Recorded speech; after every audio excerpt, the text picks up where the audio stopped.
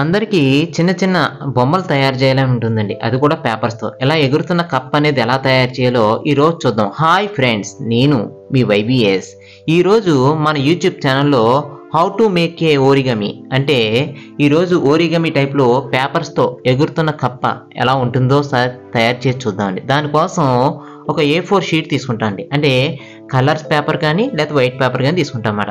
దాన్ని ఇలా క్రాస్గా ఒక కటింగ్ అనేది చేసుకుంటాం అన్నమాట. చూడండి ఇలా చేసుకున్న తర్వాత కత్తిరితో కట్ చేస్తాం అన్నమాట. ఇలా కట్ చేసిన తర్వాత పేపర్తో అంటే 4 పక్కలు కనిపించే విధంగా ఇలా స్క్వేర్ ఆకారంలో వచ్చేలాగా 2 స్క్వేర్ల ఆకారంలో కలిపి ఉండేలా జాగ్రత్తగా కట్ చేస్తాం అన్నమాట.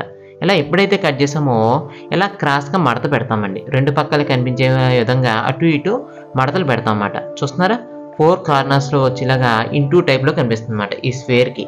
ఎప్పుడైతే ఇలా మడత పెట్టామో పై మడతని జాగ్రత్తగా ఇలా ఎప్పుడైతే ఈ మడతని ఇలా లోపలికి కనిపించే విధంగా ఇలాగా స్క్వేర్ ఆకారంని ఈ విధంగా అంటే మనం త్రిభుజాకారం కనిపించే టైప్లో ఇలా మడత పెడతాం అన్నమాట. ఇలా ఎప్పుడైతే మడత పెట్టామో ఆ మడతని చూస్తున్నారా ఇక్కడ మడతని ఎలా కనిపిస్తుందో చూడండి ఒకసారి.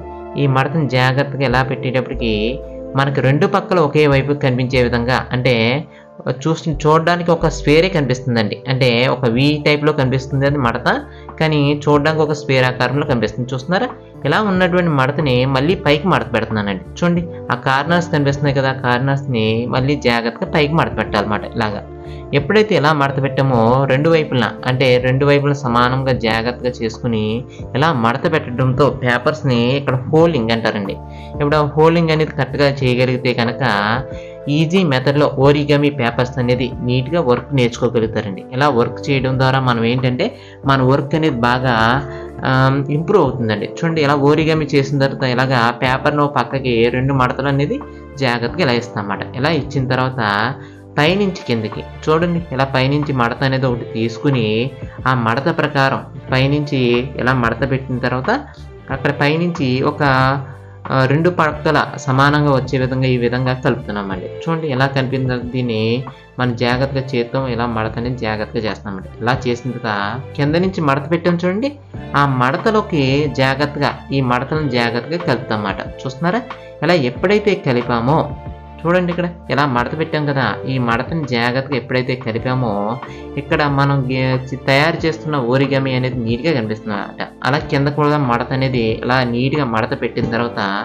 ఈ క్యాప్స్ కనిపిస్తున్నాయి చూడండి, ఈ క్యాప్స్ని జాగ్రత్తగా ఇందులోనే జాగ్రత్తగా ఇలా పేపర్స్ని జాగ్రత్తగా ఇలా పెడుతున్నాం అన్నమాట. ఇలా పెట్టిన తర్వాత చూడండి ఇక్కడ ఉన్న పేపర్ని కూడా సేమ్ యువతల వైపున కనిపిస్తున్నటువంటి దాంట్లో కూడా జాగ్రత్తగా ఇలా పెడుతున్నాం అన్నమాట. చూడండి ఆ హోల్ అనేది మన హ్యాండ్తో జాగ్రత్తగా చేసుకుని దాన్ని జాగ్రత్తగా ఇలా పెడతాం అన్నమాట. ఇలా పెట్టిన తర్వాత ఇక్కడ మడత అనేది మనం మిడిల్లో చూడండి ఆ మిడిల్లో మామూలుగా అనేటప్పటికి ఎగరదండి.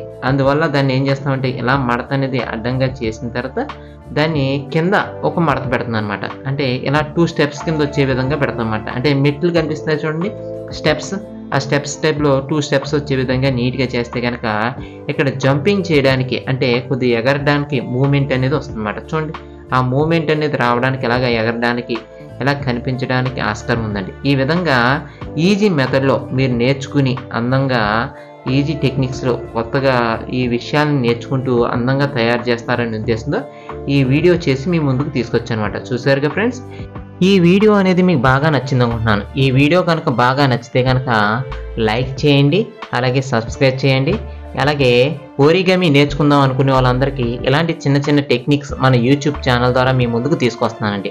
ఇలాంటి సింపుల్ టెక్నిక్స్తో ఈజీ మెథడ్లో అందమైన ఓరిగమి తయారు చేసి అందమైనటువంటి బొమ్మలు తయారు చేయండి. అలాగే క్రాఫ్ట్ పిల్లల చేత కూడా క్రాఫ్ట్ తయారు చేయడానికి ఆస్కారం ఉంది. ఈ వీడియో చూస్తున్న మిత్రులందరికీ ప్రత్యేకమైనటువంటి ధన్యవాదాలు.